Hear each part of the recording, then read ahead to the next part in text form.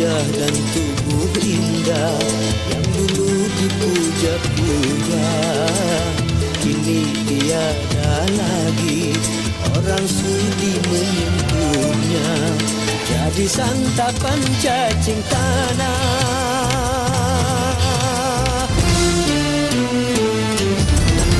jadi santapan cacing tanah, sampai yang tersisa terangkat.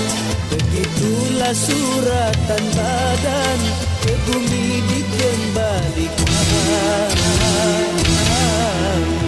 Kebanyakan manusia terlena sehingga lupa.